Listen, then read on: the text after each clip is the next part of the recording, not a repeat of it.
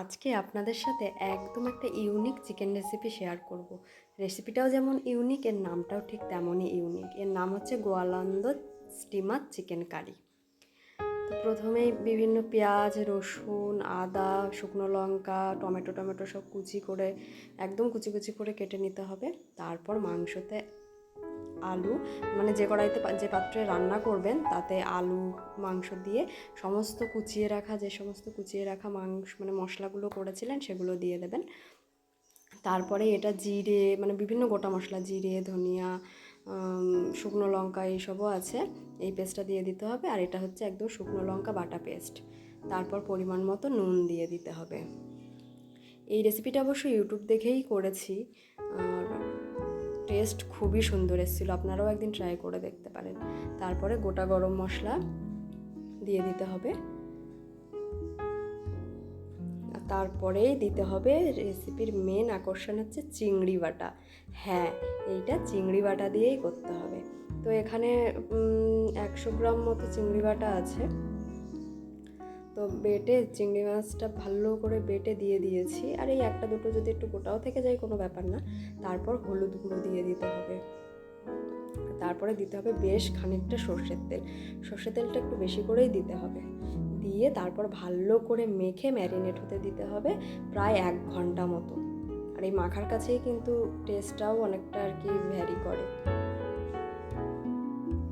তো তারপর মেখে টেখে রেখে দিতে হবে। আর ম্যারিনেটে কিন্তু 1 ঘন্টা, মিনিমাম 1 ঘন্টা রাখতেই হবে, তাহলেই স্বাদটা অনেকটা বাড়বে। এই ইউনিক রেসিপিটা আপনারাও কিন্তু একদিন বাড়িতে ট্রাই করতেই পারেন। তারপরে একদম লো ফ্লেমে ওভেনে বসিয়ে দিতে হবে। আর ও আস্তে আস্তে ওর মতো হতে থাকবে। এটা একটু সময় লাগে, একটু সময় ধরে করতে হবে, কিন্তু কোনো মানে ঝামেলার রান্না নয়। একসাথে সমস্ত কিছু মাখিয়ে বসিয়ে দিতে হবে। তারপরে অল্প অল্প করে একটু ঢাকা নেড়ে, মানে ঢাকা খুলে একটু নেড়ে নিতে হবে। তারপর এখানে এই আলুটা সেদ্ধ হয়েছে নাকি একটু দেখে নিচ্ছি আমি। হ্যাঁ, একদম সেদ্ধ হয়ে গেছে।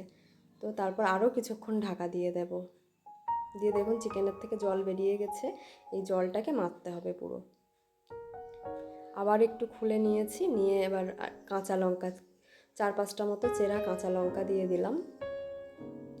দিয়ে আবার একটু নেড়ে দিচ্ছি।